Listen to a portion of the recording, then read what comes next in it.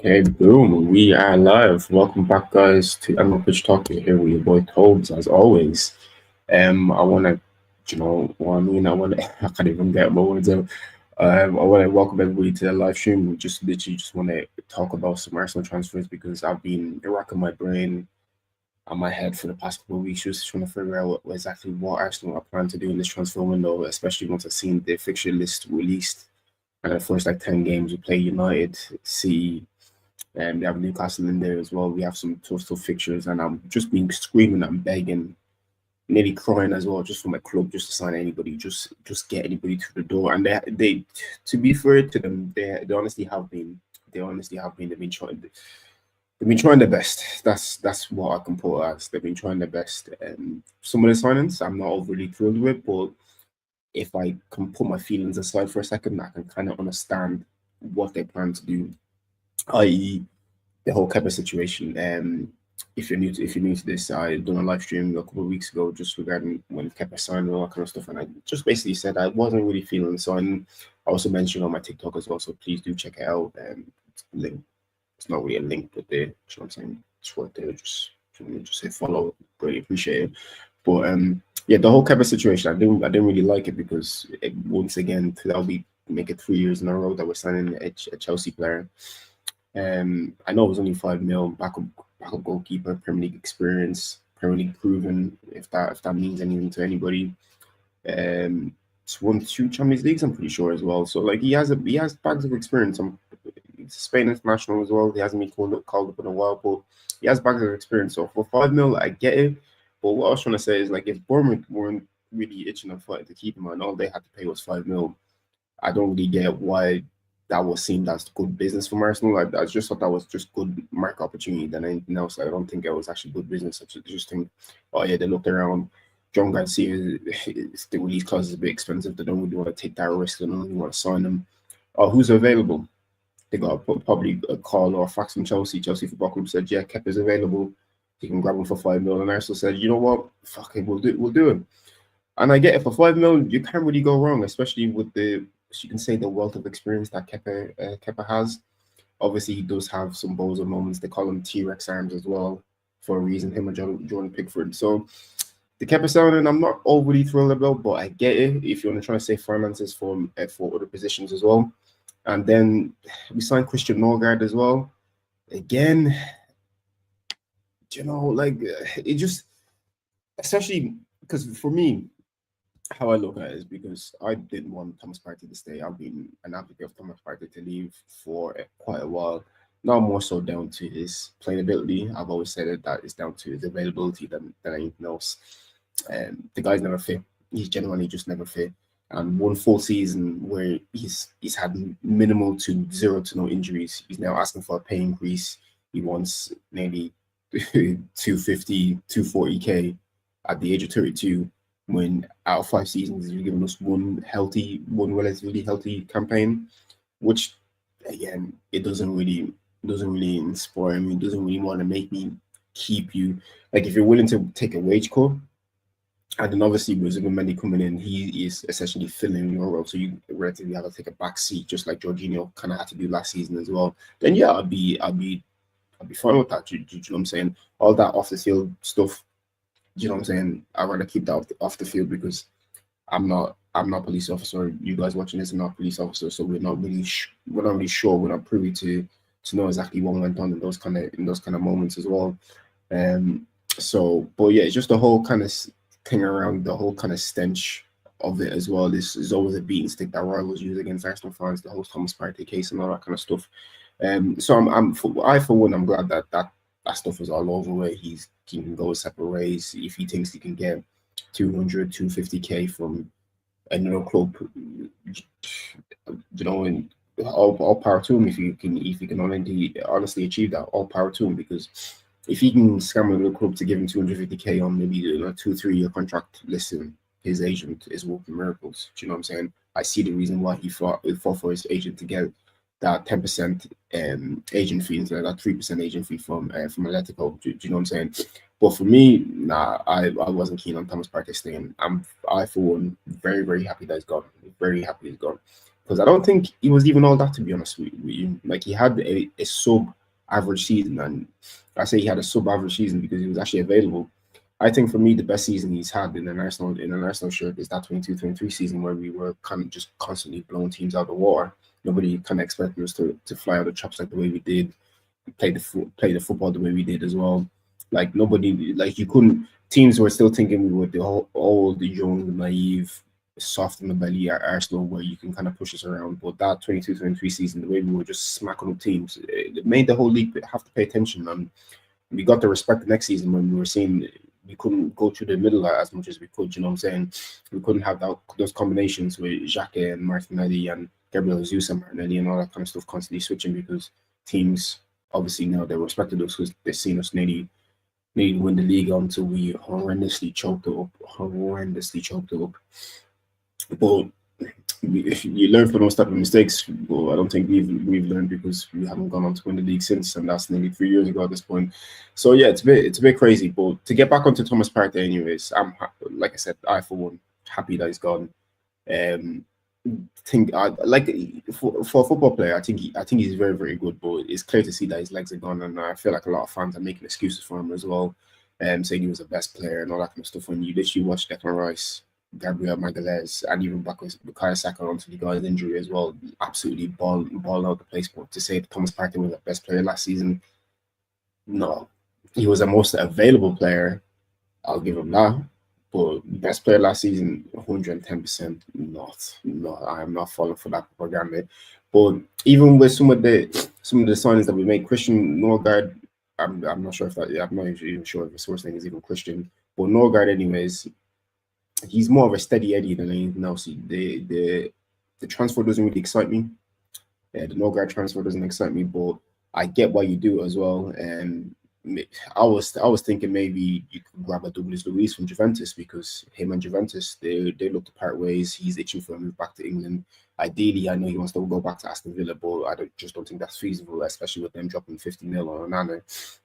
And then having is it Boubacar Kamara, the other CDM alternative, the one with the Afro. He's another pretty tidy player that I like as well. But I thought maybe we could have grabbed Douglas Luiz, maybe being Lucien Aguame from Seville as well. Like, obviously the DM market is not filled with loads of talent, so you really do have to scout. But the Christian Norgaard, there was no point in me losing my head over that, because it's really not worth it. I get what they're trying to do.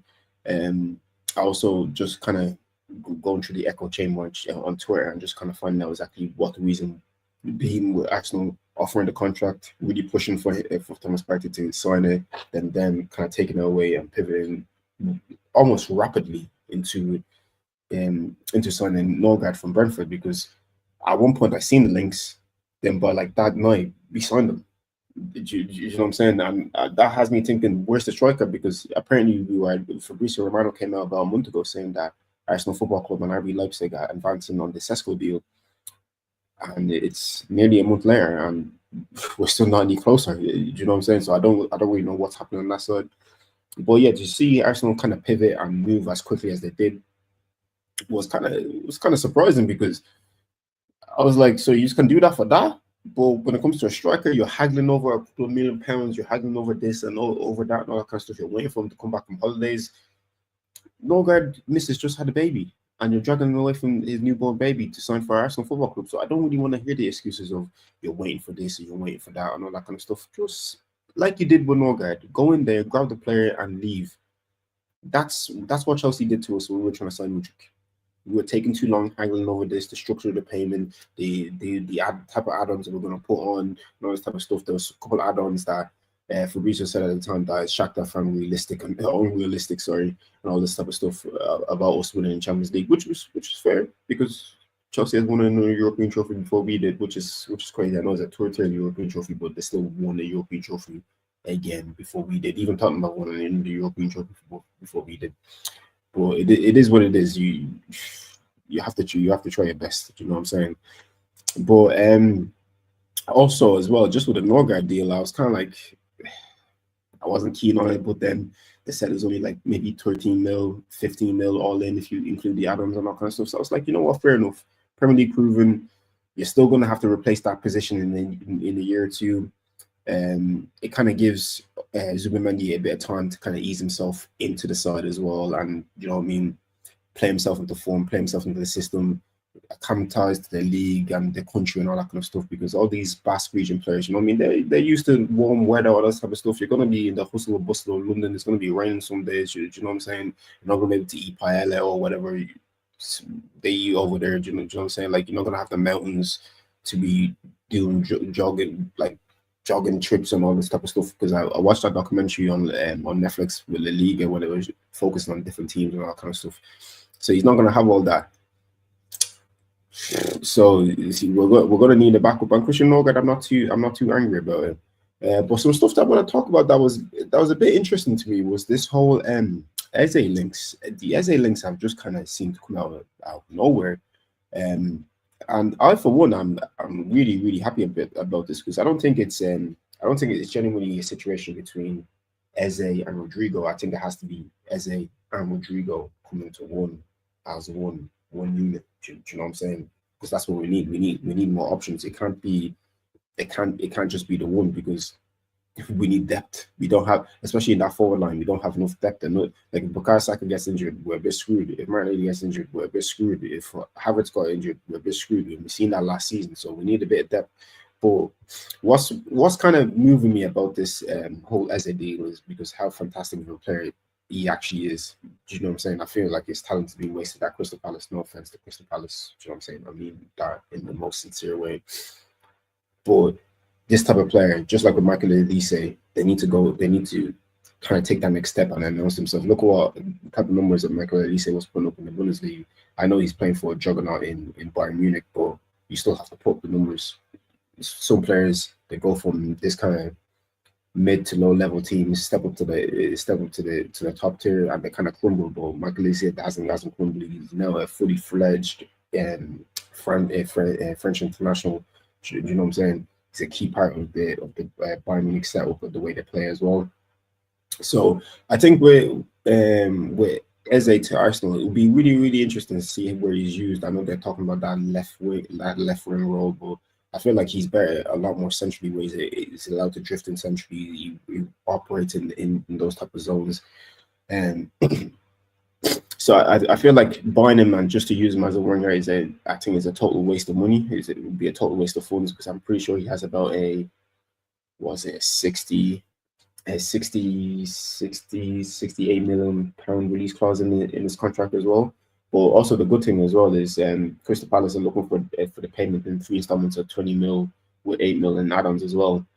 But at the same time, it could just be backup plans just to try to see if he can haggle Bertie could haggle down Crystal Palace as well. But this is a sign I'm interested to see. See, the next one I wanted to talk about, but I can't actually show you guys the video because the last time I tried to do this, your boy got copyrighted and the whole stream had to come down. So I'm gonna have to show you this in freeze frame. Yeah, this whole Thomas Partey situation is absolutely hilarious to me. Yeah, and this is one of the reasons why I keep trying to tell people that this guy's legs are actually gone, and nobody wants to actually listen to me. Like the guy's legs are gone.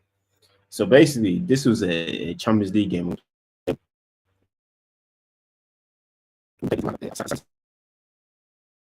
So I'm gonna set the scene. Yeah. So Arsenal Football Club playing Inter Milan away at the San Siro last season in the Champions League. Yeah. Now, Inter Milan have a free kick here. The goalkeeper, as you can see, is at the very top. Thomas Partey. I'm even gonna zoom into this. Yeah. Thomas Partey is here. Right there, ladies and gentlemen. Thomas Partey is there. Yeah. So the ball is kicked. He's still with his marker, as you can see him. The ball is kicked. Ball is in the air now. Okay. So the ball is still in the air. Inter Milan player is about to take a touch. He's about to take control of the ball. I'm gonna move it a little bit. Now, why? Someone just tell me why Thomas Partey is facing the other way and is not facing the attacker, trying to push into the attacker, trying to head the ball away. Why is he facing this way? What exactly is he anticipating? So with the ball slowly arriving down, Thomas Partey is still facing the opposite way. He's still facing David Raya. He's still facing David Raya in this situation. The ball's about to come down, still facing David Raya. And we get this freeze frame here. What is he doing? Genuinely, what is he doing? Why is he in this position? Why is he facing the other way? And I could show you compilations of just liability that he is as well. Like with Thomas Partey, if you watch him closely in certain games as well, if you cut off his passing lanes, he will eventually do something stupid and just give you the ball. And even on transition as well, on the counter attack, he is absolutely horrendous. The guy has 0 legs. I've seen Scott McTominay, run past him.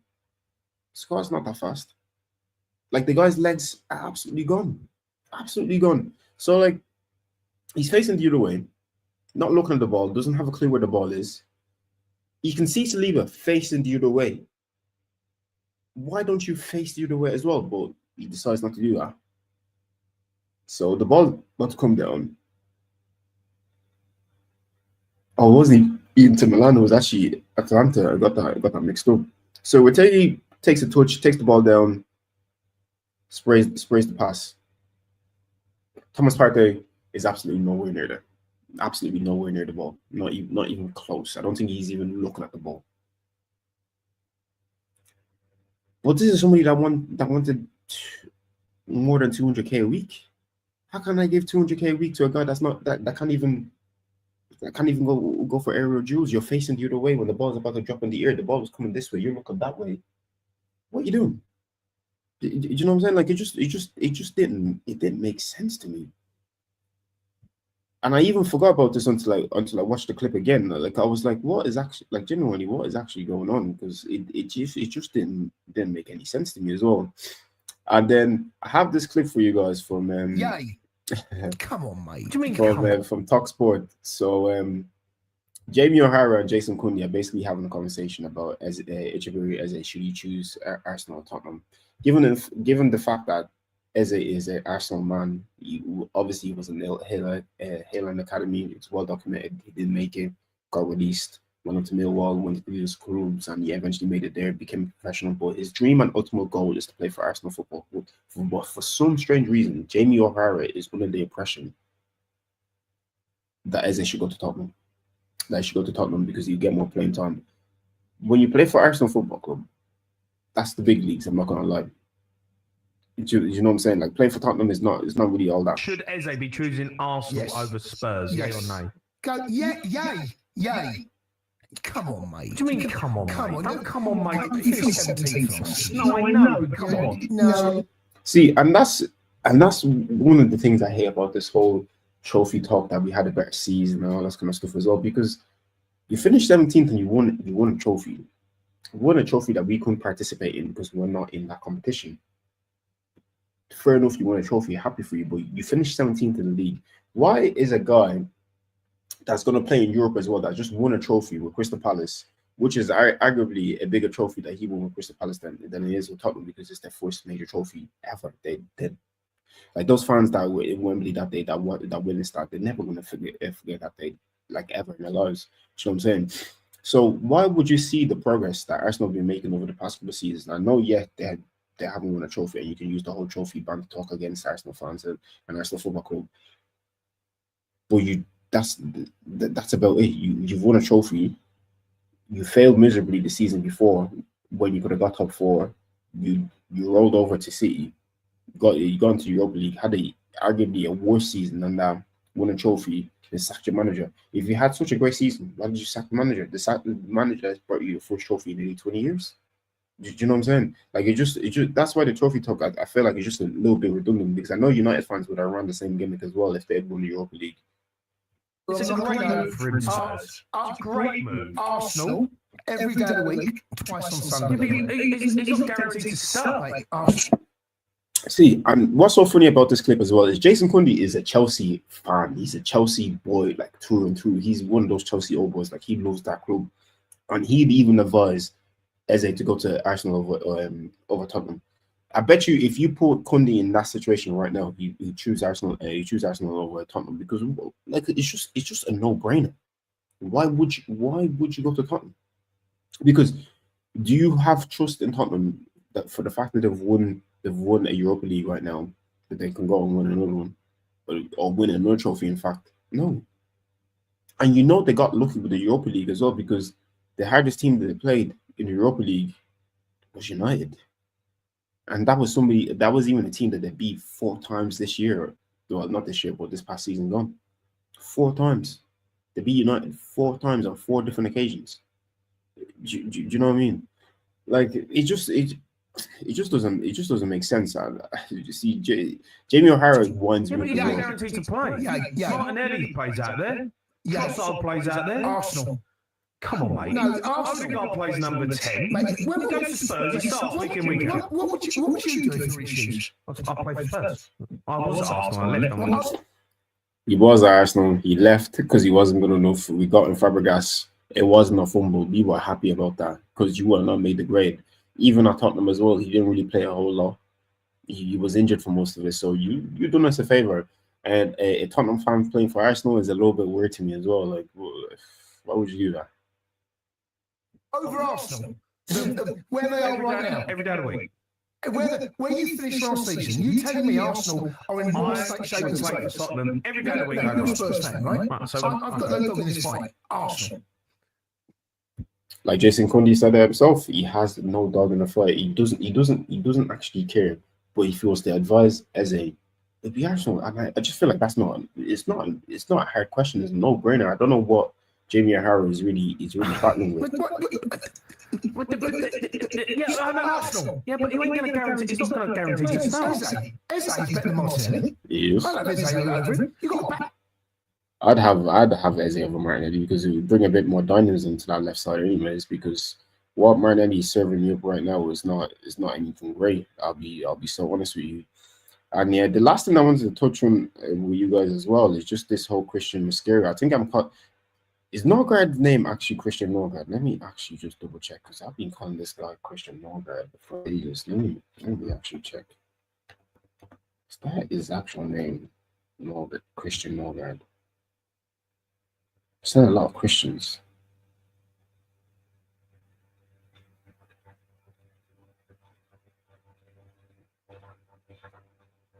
Yeah, his name is Christian as well.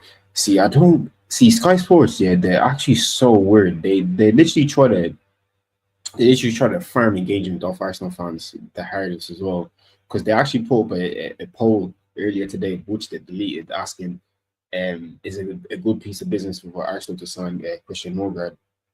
Why would you do that? I didn't see you do that when Liverpool signed Woods. I didn't see you do that when they signed Kepa. I didn't see you do that when they signed Frimpong or measure Frimpong versus Trent, because it's redundant.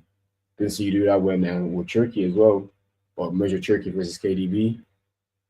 You know what I'm saying? Like it's just always a little strange to me how people try to farm again, even though as Arsenal fans. But us Arsenal fans have to be a little bit sharp as well. Can't always react to everything. But the reason why we do is because we love the club, and the fact that we haven't won in years is just there's a lot of pent up anger in there. So when you say something about Arsenal and we love the club so deeply as well, we get this psychotic. You know what I'm saying? I'm prone to a bit of that as well. I'll be honest with you, because I love the club. You know what I'm saying? I wouldn't want anybody talking shit about my club's name. But yeah, Christian Mosquera and Arsenal story. You understand the Spanish defender has already given his green light to the move. Mosquera is keen on joining Arsenal. The club has already explained the project. More rounds of talks to follow. And I'm not annoyed or upset about this potential signing as well. Obviously, his age is a little bit of a concern because he's only 20. But there's a lot of raw qualities within Christian Mosquera as well. Do you know what I'm saying? The one area that he lacks that I'm not quite fond of is his aerial ability, but he's able to cover large spaces. And his one-on-one defending as well is absolutely top-notch. But yeah, like I said, my only caveat to all that is just I don't like his age because he's 20. Obviously, he's going to come from La Liga. He's not going to be an Arsenal starter straight away. Saliba is still going to play the majority of the game, so we'll give him a bit of time to learn the trade, learn the system, acclimatize to the new country and the league and stuff like that. But you know, when you're going for the league titles and big trophies like that, you know what I'm saying? Like if you want to give Saliba a bit of a rest, can you really trust on Christian Mosquera? I'm not too sure. but at the same time, he was one of Valencia's best centre backs last season. Highly sought after, Spanish on the I think on a 21s international, under 20s as well. So he does carry a bit of experience, but I'm just talking about experience in the big leagues because right now we need people that can come in and hit the ground running straight away. In a sense, I'm not saying he's going to be starting every single week, but when he's called upon, he needs to be able to do a job. Only time will tell with the signing. But if we're able to get it for relatively cheap because he only has 1 year left on his current deal, I'm not too mad at that at all. Like I like absolutely take it. If we're able to get between like 15, 20, at the most 25 mil, that's absolutely fine. And and I have to honestly credit Andrea Berta in that type of instance as well because some of his dealings have been very, very savvy, very, very savvy. I like the way Andrea Berta moves. There's loads of different links to different players, so you're constantly bamboozled and confused to what the hell Arsenal's even doing or who they even potentially sign. Because I read all this stuff that he likes to spin a bunch of plates and work on multiple deals at the one time and all that kind of stuff. So in case something falls through, he always has a backup plan, which is a nice refreshment to how Edu used to do stuff, where it was one play and he would spin that play until he got into the two of his tick school that player was not coming, and then we'd panic. Do you know what I'm saying? Because we're trying to grab something else, and that's what we did with the whole Raheem Sterling deal, and that's what we somewhat kind of did with Trossard as well when we signed him and we were able to get Mudryk, but that worked out for the best, luckily enough. Do you know what I'm saying? But a lot of people were against us signing a backup goalkeeper for 25 million. John Garcia, that's obviously went to Barcelona now. It would have been a great signing. Was it something that I think we needed? Not really. If we signed him, fair enough. But the fact he was able to get Kepa for 5 mil, then he signed Christian Norgaard for, let's say, 15, so that's about 20 mil there. And then he could get Mascara between 15 to 20 mil as well. So that'd be like 40, 45 mil on 3 different players, three different positions that we needed reinforcements in. We need backup and a bit of depth in there as well.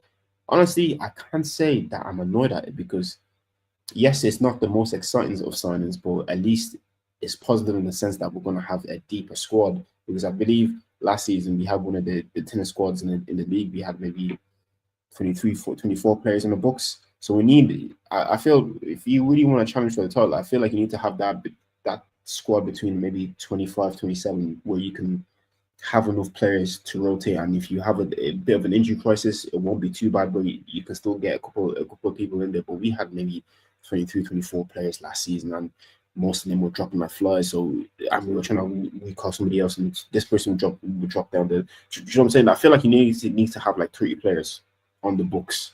Do you know what I'm saying? Just to be on the safe side, just in case stuff was to happen. And I feel like maybe Andrea Berta, before he came in, he had a period of gardening leave before he started his role at Arsenal Football Club as a sporting director. So you've probably seen all the stuff with the injuries and then how probably slow we were doing with the transfer dealings as well. Because obviously he took over from Edu. Edu was sporting director of the year, one of the years. I don't know how he managed to do that. But yeah, and now he's actually filling in all the gaps, and he's filling in the gaps without spending too much money, where it's going to affect other areas that is quite critical, i.e. the striker, where my title here is saying, where is the striker? So where is the striker is a very, very good question. I'm not too sure exactly where he is or who that will be. Like I said earlier in the live, we were told that we were advancing with the Sesko deal on the 6th of June. It's now the 27th of June, soon to be the 28th of June, and we're still not any closer to signing Benjamin Sesko. The whole Victor Gokres situation as well, not too sure exactly what's happening with that. Do you know what I'm saying? That seems to have gone quiet. The last thing I heard was him berating the sporting director, sporting president for him reneging on the pact that they had and this settlement that they had for him leaving Sport Lisbon and all that kind of stuff. But for me, the critical thing is we need 3 attackers. We need a striker. We need a left winger. And then we need like a creative 10 that's all like maybe possibly play like on the wings as well. And Eze would fit the job. Like for me, if we signed Kepa, obviously we've already signed Kepa, Christian Norgaard is in, Zubimendi is in, so that's 3 players confirmed already.